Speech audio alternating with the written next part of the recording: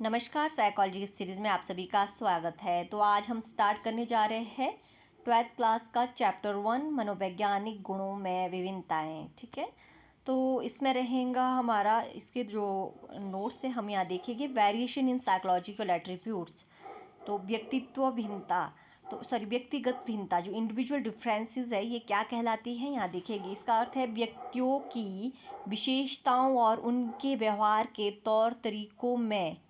ठीक है, क्या उनकी विशेषताएं जो उनकी कुछ स्पेशलिटी है और उनका जो व्यवहार है बिहेवियर के जो तौर तरीके हैं उसमें जो पाए जाने वाले अंतर या विशिष्टता को व्यक्तिगत भिन्नता कहते हैं।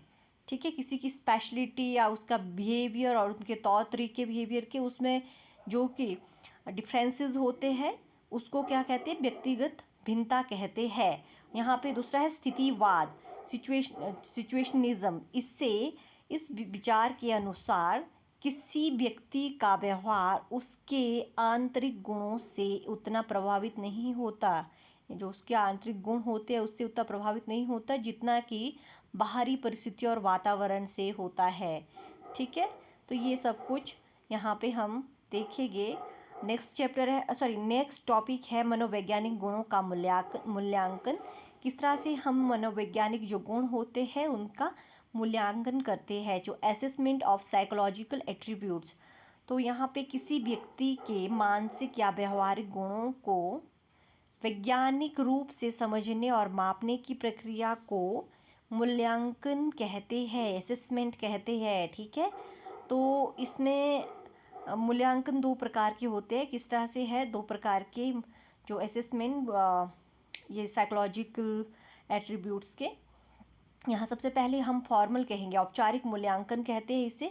यह ऑब्जेक्टिव, व्यवस्थित और वैज्ञानिक होता है। इसमें क्या करेंगे हम, ऑब्जेक्टिव होता है, कुछ एक वस्तुनिष्ठ होता है, और व्यवस्थित होता है और वैज्ञानिक होता है। इसमें पहले से हम उन कुछ एक ऑब्जेक्टिव रखेंगे, एक व्यवस्थित पहले से ही एक व्यवस्थित साधन रहेगा और पूरी तरह से वैज्ञानिक तौर तरीका रहेगा किसी की जो मनोवैज्ञानिक गुण है उसका मूल्यांकन करने के लिए। ठीक है, हम आगे पढ़ेंगे कि मूल्यांकन की जो विधिया है वो क्या रहती है। और दूसरा अनौपचारिक रहता है, यह व्यक्ति दर व्यक्ति बदलता रहता है और इसमें व्यक्तिपरकता जो सब्जेक्टिविटी होती है।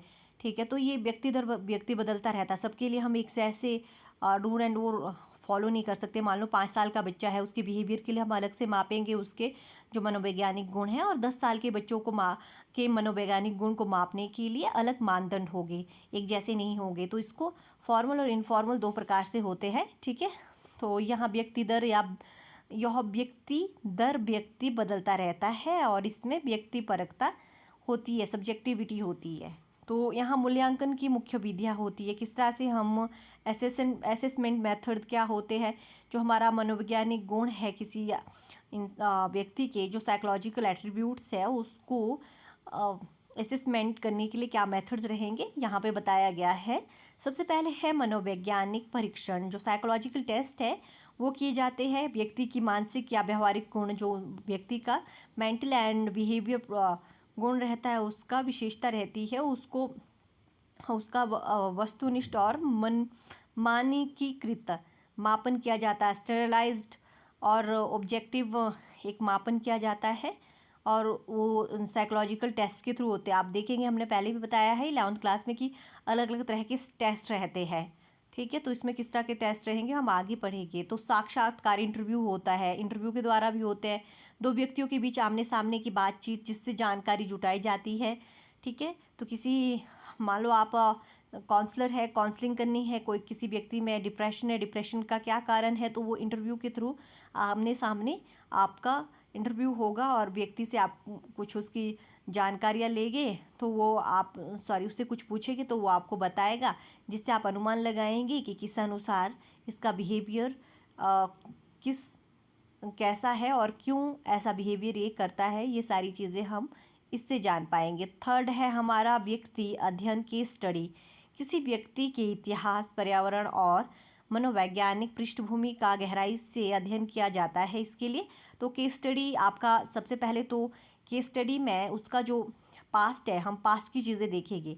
मान लो डिप्रेशन है, क्या उनकी फैमिली में और किसी को डिप्रेशन है, क्या उसके साथ कोई ऐसी घटना हुई थी जिसके कारण वो डिप्रेस्ड है, फिर पास्ट में ऐसी कोई घटना घटी, ये सारा कुछ हम केस स्टडी में लिखते हैं। या फिर उसका जो एनवायरनमेंट है उसमें एनवायरनमेंट उसका उसके अनुसार उसमें वो एडजस्ट नहीं हो पा रहा है, ये सारी चीज़ें हम केस स्टडी में देखते हैं। इस तरह से केस स्टडी से भी हम किसी के जो मेंटल एक्चुअली एट्रीब्यूट्स होते हैं उनका मूल्यांकन असेसमेंट कर सकते हैं उनका, ठीक है। ये एक मेथड रहता है केस स्टडी।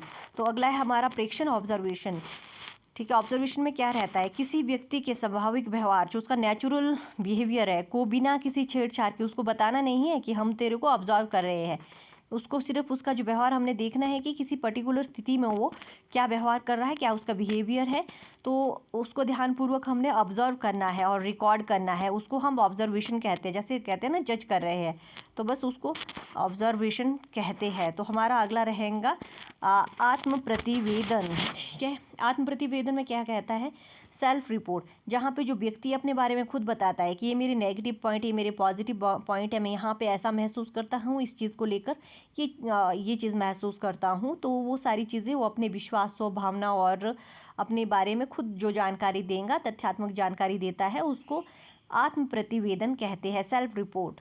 जहाँ व्यक्ति अपने बारे में खुद, आप डॉक्टर के पास जाते हो, डॉक्टर को आप बताते हो कि मुझे यहाँ दर्द हो रहा है, इस तरह से दर्द हो रहा है, ये दर्द है, तो वो सारी चीज़ें उस तरह से डॉक्टर समझेगा कि ठीक है आपको क्या इशू है। पहले आप खुद बताएंगे कि दर्द कहाँ है, किस लिए है, फिर वो डॉक्टर का अगला प्रोसेस रहेगा उसके बाद। तो उसके बाद रहता है हमारा नंबर 3 इंटेलिजेंस। तो इंटेलिजेंस क्या चीज़ है, बुद्धि क्या है, हम इस बारे में पढ़ेंगे। यहाँ पे जो ऑक्सफोर्ड हमारी डिक्शनरी है उसके अनुसार जो हमारी इंटेलिजेंस है उसको कहते हैं समझने, सोचने, सीखने की जो क्षमता है उसको ही इंटेलिजेंस कहते हैं, ठीक है। समझने, सोचने और सीखने की क्षमता को इंटेलिजेंस कहा जाता है। अंडरस्टैंडिंग और थिंकिंग एंड जो लर्निंग की जो हमारी कैपेसिटी होती है, कितनी है, ज़्यादा है, कम है, उस अनुसार इंटेलिजेंस को मापा जाता है, उसको ही इंटेलिजेंस कहा जाता है।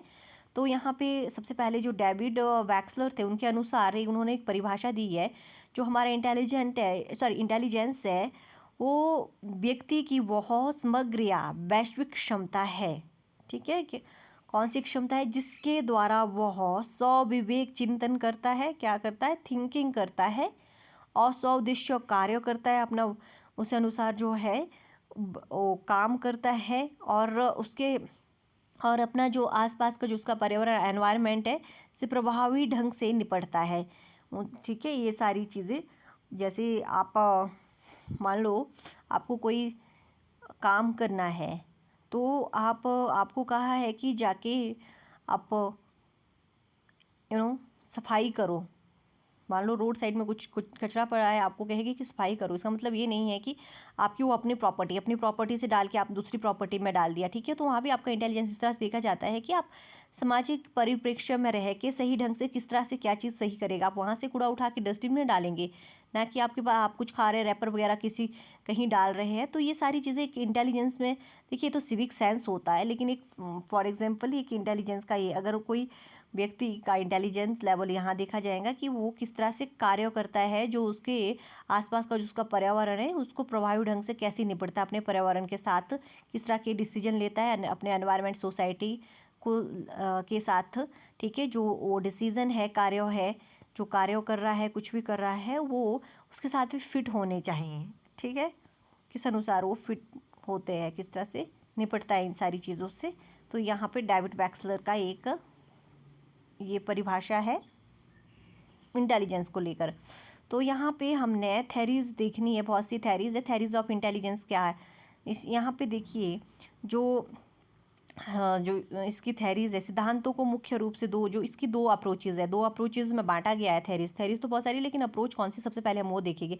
यहाँ पे है मनोमितिक उपागम, जो साइकोमेट्रिक अप्रोच होती है, और दूसरा हमारा इंफॉर्मेशन प्रोसेसिंग अप्रोच होती है। यह बुद्धि को, जो हमारा साइकोमेट्रिक अप्रोच है, यह बुद्धि को अनेक योग्यताओं का एक समुच्चय मानता है, ठीक है। बहुत सारी छोटी छोटी इंटेलिजेंस, छोटे छोटे हमारे जो एबिलिटीज़ होती है बहुत सी, तो उसको मिलाकर एक इंटेलिजेंस बनता है। इसको एग्रीगेट्स ऑफ एबिलिटीज़ कहा जाता है।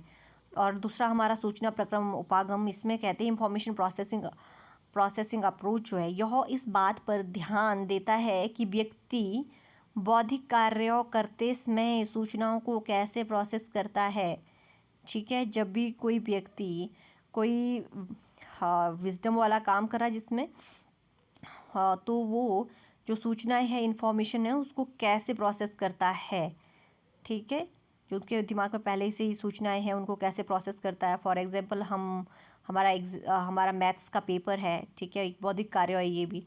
तो हमने जो पढ़ा है, हमने फार्मूलाज वगैरह पढ़े हैं, तो वो सूचनाएं हमारे दिमाग में, उसको कैसे प्रोसेस करते हैं हम जब हम अपना आंसर राइटिंग कर रहे होते। तो ये सारी चीज़ें इंफॉर्मेशन प्रोसेसिंग अप्रोच के थ्रू मापी जाती है।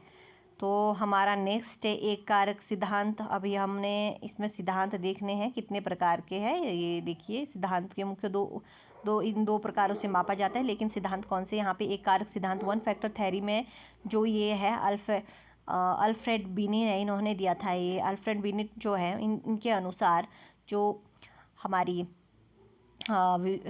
विजडम है उसकी योग्यताओं का एक ही समुच्चय है जो सभी का कार्यों में काम आता है। मतलब जो हमारी बुद्धि है, जो उसकी योग्यताएं हैं, उसको एक ही समुच्चय है जो सभी कार्यों में काम करता है। हमारा एक ही एट्रीब्यूट है, ठीक है, सॉरी, एग्रीगेट है, एक ही एग्रीगेट है जो हर एक जगह पे वही चीज़ काम आती है। ठीक है, बुद्धिमत्ता को मापने के लिए अलग चीज़ें नहीं होती है, ना ही अलग अलग, जैसे हमने ऊपर बताया था कि ये यहाँ पे एग्रीगेट्स ऑफ एबिलिटीज़, बहुत सारी एबिलिटीज़ है, उसको जोड़ के बनता है। लेकिन यहाँ पे ये बता रहा है कि एक ही समुच्चय है, ठीक है, एक ही एग्रीगेट्स है, अलग अलग नहीं है। इससे ही वो हर जगह उसी एग्रीगेट को काम करता है, उससे ही कार्य करता है। वही बुद्धि हर जगह पे काम करती हुई एग्रीगेट काम में आता है। पहले द्विकारक सिद्धांत में बताया गया है। चार्ल्स स्पीयरमैन जो है, इन्होंने बताया, इन्होंने बुद्धि को दो तत्व बताए, जैसे कि जैसे सामान्य कारक, विशिष्ट कारक, जी फैक्टर और एस फैक्टर। यह मानसिक कार्य करने की मुख्य या जन्मजात क्षमता होती है। ठीक है, पैदाइशी होती है कि ये वाली क्षमता सब में होती है। तो विशिष्ट कारक होता है, यह किसी विशेष कार्यों को करने की विशिष्ट योग्यता है, जैसे संगीत, खेल आदि। और कुछ एक योग्यताएं तो हमारे में जन्मजात से होती है, कुछ एक योग्यताएं ऐसी होती है जो हमारी प्रैक्टिस से आती है। बार बार हम जब प्रैक्टिस करेंगे तो उसमें हम एक्चुअली विशेषता प्राप्त करते हैं, फिर हम उसमें चैम्पियन बन जाते हैं। तो इस अनुसार इन्होंने दो प्रकार से हमारी जो है विजडम है, विजडम को टू फैक्टर थ्योरी बताया है। अगला है हमारा बुद्धि भी ऐसी, हम जितनी प्रैक्टिस करेंगे कुछ चीज़ों में, जैसे मैथ्स हमारा है, उसको जितनी प्रैक्टिस करेंगे उतना ज़्यादा हम उसमें योग्य बनेंगे। तो उससे हमारी जो विजडम है वो और ज़्यादा निखर के आएंगी। तो बहुविधीय का सिद्धांत यहाँ पे बताया गया, जो हार्वर्ड गार्डनर है, इनके अनुसार हमारी विजडम है, विजडम कोई एक तत्व नहीं होती है कि हाँ एक ही चीज़ है हर जगह हम एक जैसा। जैसे सबसे पहले किसने बताया था एक तत्व, यहाँ पे इन्होंने अल्फ्रेड ब्रीने ने बताया था। वैसा नहीं है, बल्कि 8 अलग अलग प्रकार की बुद्धियाँ होती है जो एक दूसरे से स्वतंत्र है। हर जगह की हमारी जो इंटेलिजेंस है वो काम नहीं आती। जैसे कई बार सबसे पहले 8 क्या है, भाषा, लैंग्विस्टिक, जो हमारी सोच समझ या कन्वे करने का वे ऑफ कम्युनिकेशन का तरीका होता है, उसको, ठीक है, उसमें उसको भी एक इंटेलिजेंस कहा गया है। जब हम अपने शब्दों को, अपने विचारों को, अपने थॉट्स को अच्छे से एक दूसरों के सामने प्रतिपादित कर सकते हैं, कम्युनिकेट कर सकते हैं, ठीक है, या फिर किसी की कम्युनिकेट की गई चीज़ों को समझ सकते हैं, तभी अगर उस भाषा को समझ सकते हैं तभी हम सोचेंगे, तभी हमारी है, ठीक है, अगली जो प्रोसेस रहेगा किसी कार्य करने का, तभी हम प्रोसेस कर पाएंगे। तो सबसे पहले यहाँ पे भाषा, लिंग्विस्टिक कहेंगे, तार्किक, गणितीय, लॉजिकल, मैथमेटिकल रहता है। तो थर्ड रहता है स्थानिक, स्पेशल, तो संगीतात्मक, म्यूजिकल होता है, बॉडीली, काइनेस्थेटिक होता है, इंटरपर्सनल दूसरों को समझने की क्षमता, या फिर खुद को समझने का इंट्रापर्सनल, या फिर प्रकृतिवाद नेचुरलिस्टिक्स। तो ये इस तरह से 8 यहाँ पे प्रकार बताए गए हैं बुद्धि के। तो इसको बहुबुद्धि का सिद्धांत या थ्योरी ऑफ मल्टीपल इंटेलिजेंस कहा जाता है, किसके द्वारा दिया गया था? हावर्ड गार्डनर के द्वारा। फिर त्रिचापीय सिद्धांत, इनके अनुसार जो रॉबर्ट स्टर्नबर्ग है, इनके अनुसार बुद्धि 3 प्रकार की है। कैसे? घटिकीय या विश्लेषणात्मक बुद्धि, ठीक है, और इसको कॉम्पोनेंटल कहते हैं। इसमें क्या रहेगा हम यहाँ देखेंगे। समस्याओं का समाधान करने और आलोचनात्मक सोच रखने की क्षमता, इसको हम क्या कहेंगे? इसको घटिकीय या फिर विश्लेषणात्मक बुद्धि कहते हैं। फिर हमारा आनुभविक या रचनात्मक बुद्धि, जिससे एक्सपीरियंस, ठीक है, एक्सपीरियंशियल कहते हैं। हमारा जो एक्सपीरियंस है उस अनुसार हमारी जो बुद्धि है वो डेवलप करती है। नए अनुभव के आधार पर नए आविष्कार या समाधान खोजने की क्षमता, ठीक है। नया, अगर मान लो कोई आपको इशू आ गया है नया, आज से पहले कोई ऐसा इशू नहीं आया, उसका समाधान कैसे खोजना है, ये सारी क्षमता जब हमारे में डेवलप होती है, वो भी एक बुद्धि का प्रकार है, ठीक है। तीसरा है हमारा संदर्भगत या व्यवहारिक बुद्धि, ठीक है। कॉन्टेक्चुअल में कहते हैं इस असल दुनिया की व्यवहारिक परिस्थितियों में ढलने और सफल होने की क्षमता, स्ट्रीट स्मार्ट भी कहते हैं इसे, ठीक है। तो ये भी एक प्रकार की बुद्धि कहलाती है। तो पास मॉडल सिद्धांत है अगला। इसमें पास मॉडल सिद्धांत है जेपी दास के द्वारा दिया गया था, जैक नागलिरी और किर्बी द्वारा विकसित है ये। इसके 3 घटक है, ठीक है। अवधान, उत्तेजन, अटेंशन एंड अरासुल। तो इसमें क्या कहा गया है? अराउजल और arousal and attention, arousal and attention में यहाँ पे बताया गया है किसी सूचना पर ध्यान केंद्रित करना, अटेंशन, ठीक है। ये भी बुद्धि का एक प्रकार है। जब हम ध्यान देंगे किसी सूचना पे, किसी इंफॉर्मेशन पे, तभी हम उसके बारे में सोच पाएंगे, उसमें हमें, ठीक है, तभी हम विजडम वाइज बन पाएंगे। तो यहाँ पे समकालिक और अनुक्रमिक प्रक्रमण, तो ये दूसरा है, यहाँ पे सेकंड घटक है।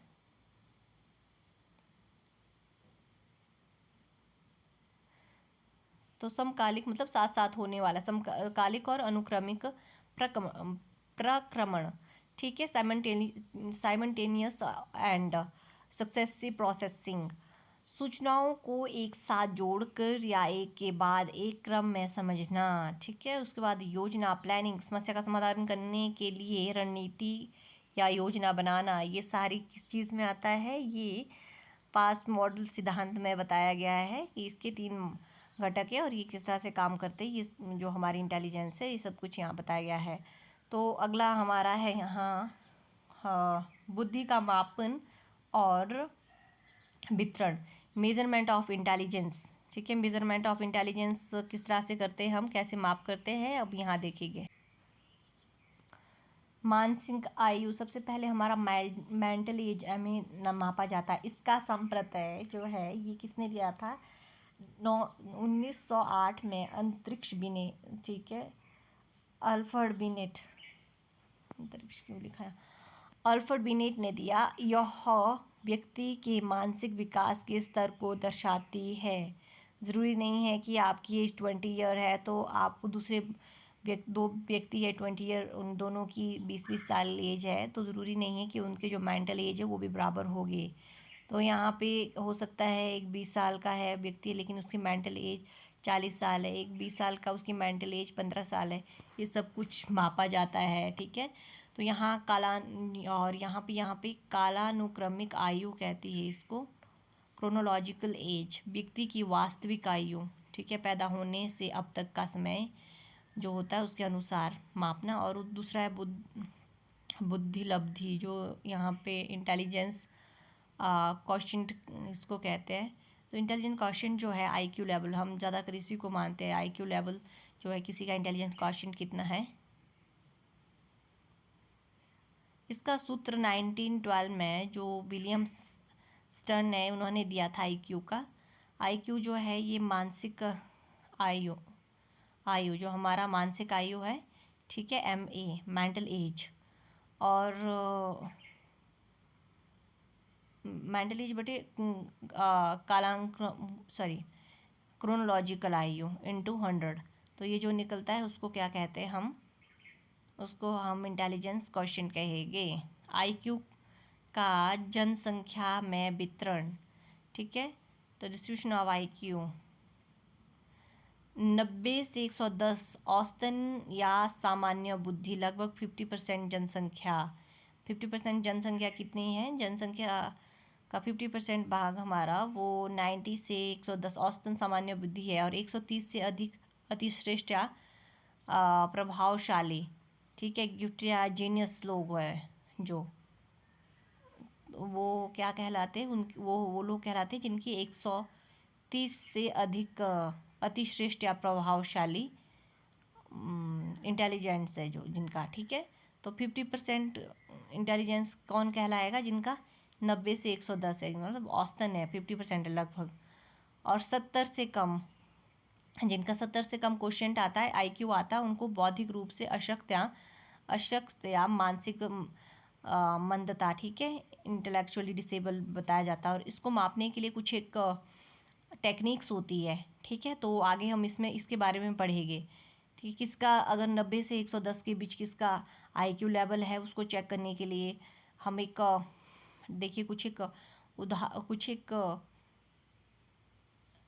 एक्चुअली टेस्ट होते हैं, जिसके आधार पर हम ये टेस्ट के आधार पर हम अनुमान लगाते हैं कि जिस तरह से उनका आंसर एबिलिटी रहती है और समझने की एबिलिटी रहती है, उससे उनके आईक्यू के बारे में हम जानते हैं। तो किसका कितना आईक्यू रहेगा यहाँ पे उसमें जानेंगे। तो संस्कृति और बुद्धि क्या होती है, कल्चर एंड इंटेलिजेंस किस तरह से एक दूसरे से जुड़े हैं और अलग है, ये देखेंगे यहाँ। वेस्टर्न कल्चर, यहाँ तकनीकी बुद्धि जो टेक्नोलॉजिकल इंटेलिजेंस है पर जोर दिया जाता है, जहाँ व्यक्ति के व्यक्तिगत कौशल, गति, सटीकता और स्वतंत्र सोच को बुद्धि माना जाता है, ठीक है। वेस्टर्न में उसको कैसे व्यक्तिगत कौशल जो रहता है उसका, उसकी गति, सटीकता, है ना, स्पीड या फिर सटीकता जो स्टैटिक्स, और स्वतंत्र सोच जो रहती है, उन सबको हम इंटेलिजेंस कहते हैं। जो भारतीय संस्कृति है, भारतीय संस्कृति में अलग है। यहाँ आभ्यंतर बुद्धि जो कि, ठीक है, इंटीग्रल इंटेलिजेंस को महत्व दिया जाए, जिसमें समाज के साथ साथ संबंध, बड़ों का आदर, भावनाओं पर नियंत्रण, आत्म जागरूकता और दूसरों के प्रति सहानुभूति, सोशल कॉम्पिटेंस जो है, ये सब कुछ शामिल होते हैं इंडिया में, ठीक है। पर लेकिन इंडिया के जो वेस्टर्न में है, वेस्टर्न में इंडिया के जो कल्चर, सॉरी, इंडिया की जो संस्कृति है, इंडिया की संस्कृति के अनुसार बुद्धि को नहीं मापा जाता। वेस्टर्न में कुछ और तौर तरीके हैं जो कि हमने ऊपर देखे हैं। यहाँ पे है संवेगात्मक बुद्धि, इमोशनल इंटेलिजेंस, EQ, ठीक है। एक होता है IQ, होता है EQ। EQ किसका, इमोशनल इंटेलिजेंस क्या है, ठीक है। यहाँ इसकी डेफिनेशन देखिए है, स्वोली एवं मेयर के अनुसार अपने और दूसरों के फीलिंग्स को जानने, समझने और उनका उचित प्रबंधन करने की क्षमता को इमोशनल इंटेलिजेंस कहते हैं, ठीक है। तो इमोशनल इंटेलिजेंस होना बहुत ज़रूरी है जीवन में सफलता के लिए। केवल IQ ही नहीं बल्कि EQ जो हमारा इमोशनल इंटेलिजेंस है, इसका होना बेहद ज़रूरी है। ऐसा नहीं है हम बहुत ज़्यादा इमोशनल है, कोई हमारा बेवकूफ़ बना रहा है हमारे को इमोशन करके, ठीक है, हम बहुत इमोशनल है हम दूसरों के, तो इसमें एक इमोशनल इंटेलिजेंस का होना बहुत ज़रूरी है। कहाँ पे कितनी भावनाएं अपनी प्रकट करनी है, किस तरह से करनी है, ये सारा इमोशनल इंटेलिजेंस में आता है, किसका इमोशनल इंटेलिजेंस कितना है इस अनुसार, ठीक है। तो हमारा नेक्स्ट है सृजनात्मक और बुद्धि, क्रिएटिविटी एंड इंटेलिजेंस, ठीक है। तो क्रिएटिविटी एंड इंटेलिजेंस में हम जानेंगे, ये हमारा लास्ट टॉपिक है, जो यहाँ पे क्रिएटिविटी है, कुछ नया, अनोखा और समाज के लिए उपयोगी सोचने या बनाने की क्षमता को क्रिएटिविटी कहते हैं। ठीक है, तो इंटेलिजेंस क्या है, इसका संबंध क्या है इससे? एक स्तर तक बुद्धि और जो हमारी इंटेलिजेंस और हमारी क्रिएटिविटी है, क्रिएटिविटी और इंटेलिजेंस एक स्तर तक, क्या है, 1 सेकेंड, एक स्तर तक इंटेलिजेंस और क्रिएटिविटी में पॉजिटिव संबंध है। क्या कनेक्शन है हम देखेंगे, लेकिन यह ज़रूरी नहीं है कि एक बहुत अधिक आईक्यू वाला व्यक्ति बहुत क्रिएटिव भी हो। ठीक है, सृजनात्मक के लिए अपसारी चिंतन जो है ठीक है, अब जो अपसारी चिंतन है की आवश्यकता होती है। सृजना जो क्रिएटिविटी के लिए है वो डाइवर्जेंट थिंकिंग होनी चाहिए, वही क्रिएटिव होता है। जिनके अंदर डाइवर्जेंट थिंकिंग हो, जरूरी नहीं विजडम है तभी क्रिएटिविटी हो।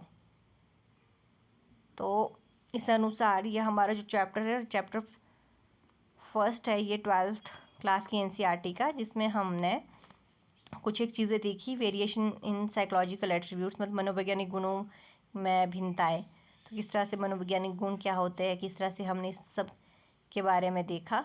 ठीक है,